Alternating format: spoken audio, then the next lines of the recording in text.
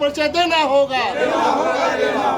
आदिवासी संगठन जिंदाबाद, आदिवासी के तमाम संगठन जिंदाबाद, आदिवासी एकता जिंदाबाद। जय झारखंड, जय झारखंड, जय झारखंड, जय गुलगुलान। धरती आबा मर रहे, अमर रहे, धरती आबा मर रहे, अमर रहे, अमर रहे। प्रेस वार्ता में आए हुए तमाम हमारे पत्रकार बंधुओं को झारखंडी जोहार है। साथियों, जिस तरह से आप जानते हैं कि आगामी कुछ दिनों से झारखंड जिस तरह से उथल पुथल मचा हुआ है, कुर्मियों महतो के द्वारा जो आदिवासी का हक अधिकार छीनने के लिए आदिवासी दर्जा का मांग कर रहे हैं,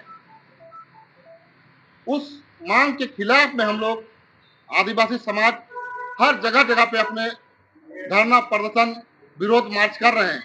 तमाम जितने लोग अभी तक कर चुके हैं, सभी लोगों को हम धन्यवाद तहे दिल से देना चाहते हैं, जिन्होंने अपने बहुमूल्य समय निकालकर अपने अस्तित्व को बचाने के खातिर समय को दिया, जगह जगह पे धरना प्रदर्शन किया।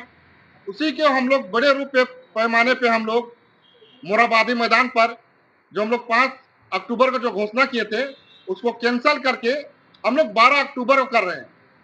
क्योंकि सभी का ये निर्णय है, मेरा व्यक्तिगत निर्णय नहीं है। क्योंकि मैं इसलिए कह रहा हूं कि अभी पर्व त्योहार सटा हुआ है, उसके कारण से बहुत लोग अपने अपने घरों में अपने कामों में व्यस्त रहते हैं।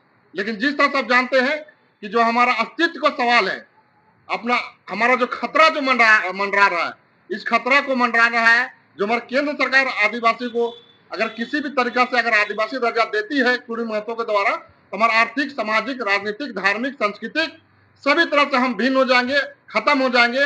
मतलब नौबत ऐसा आ जाएगा कि हमको या तो फिर से गुलाम बनना पड़ेगा या फिर झारखंड छोड़ के बाहर जाना पड़ेगा।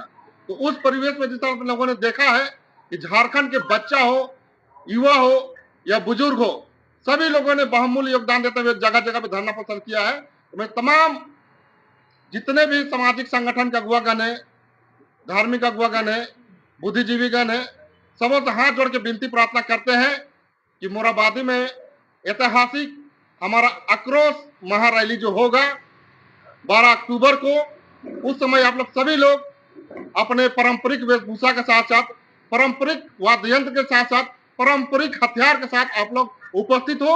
और ये हमारा, मैं इसलिए घोषणा कर रहा हूँ, आह्वान कर रहा हूँ कि ये हमारा अस्तित्व का सवाल है और अपने अस्तित्व को बचाने के खातिर हम लोग आक्रोश महारैली का आयोजन कर रहे हैं।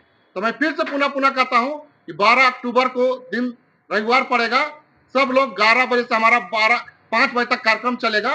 इस 11 बजे से 5 बजे तक के कार्यक्रम में तमाम लोगों से हम अपील करना चाहते हैं, झारखंड के तमाम कोनों कोने से, गांव से लेके शहर से लेके हर जिला तक सभी से अपील करना चाहते हैं फिर से पुनः हम कि आप लोग सभी लोग उस दिन मोरहाबादी मैदान में जुटे। क्या करेंगे बेसिकली, क्या क्या चीज चर्चा होगी? देखिए, चर्चा हमारा एक ही होगा कि जितना हो सके हम लोग केंद्र सरकार को, तमाम आदिवासी संगठन के अगुवाओं है लोग लेटर लिखेंगे कि अगर आदिवासियों ने दर्जा दी जाती है तो हमारे कहां से नुकसान होगा। क्योंकि हमारा ये नुकसान हम भरपाई नहीं कर पाएंगे। मतलब आदिवासी समझे कि जड़ से नहीं, पूरे तरह से इससे नाबूद हो जाएगा, खत्म हो जाएगा, समाप्त हो जाएगा। इसीलिए हम फिर से पुनः कहना चाहते हैं कि इस तरह का जो मांग जो कर रहे हैं वह संवैधानिक मांग है। और यह संवैधानिक मांग मैं इसलिए कर रहा हूँ, जैसे वो लोग कहते हैं कि हमारा संवैधानिक मांग है, हम इसको सरकार से मांग कर रहे हैं। तो सरकार से भाई मांग करना तो आप रेल टेका क्यों कर रहे हैं? संवैधानिक आप मांग करें तो फिर आप इस तरह का अनलीगल काम क्यों कर रहे हैं? जो असंवैधानिक है, रेल रोककर आप आम पब्लिक को परेशान कर रहे हैं, जो हम लोग आम पब्लिक को परेशान कभी नहीं करना चाहते हैं। खासकर आदिवासी समाज आपने देखा होगा कि सभी तरह से समर्थन है या सहयोग करते हैं हर जाति हर धर्म को, वह हिंदू हो, मुसलमान हो, सिख हो, ईसाई हो, जैन हो, बौद्ध हो, सबको मान सम्मान देते हैं और सबके साथ उठना बैठना करते हैं, सबके साथ रहते हैं। लेकिन अपना हक अधिकार अगर छीनने की बात होगा तो आदिवासी एकजुट होगा और उसका बिगुल फूंककर अधिकार के लड़ाई लड़ेगा। जब ये कानूनी प्रक्रिया से, संवैधानिक प्रक्रिया से होना है, तब टीआरआई ने अपना जो है कि रिपोर्ट दे दिया। टीआरआई के रिपोर्ट के आधार पर केंद्र सरकार ने इनकी दावेदारी को खारिज कर दिया। तो ये क्यों दोबारा जो है कि रेल रोको, रेल टोका, तो क्या क्या कर रहे हैं? क्या आप संवैधानिक संस्थानों को नहीं मानते हैं? क्या कुर्मी महतो राज्य सरकार, भारत सरकार को नहीं मानते हैं? क्या किस तरह इस तरह के कदम ये लोग क्यों ले रहे हैं? उसके अलावा आखिरी बात, इन लोगों ने लगातार हमारे संवैधानिक अधिकारों पर हमला किया, कानूनी अधिकारों पर हमला किया। अनुसूचित क्षेत्र हमारा बाउंड्री है, संवैधानिक अधिकार है। पहली बार 1874 में शेड्यूल डिस्ट्रिक्ट एक्ट बना, जिसके लिए हमारे हजारों पुरखे कुर्बानी दिए। उसके बाद लड़ाई हुआ, उसी की बात देखिए, CNT एक्ट बना, SPT एक्ट बना, विल्किंसन रूल बना। ये सारे हमारे संघर्ष और बलिदान का परिणाम थे।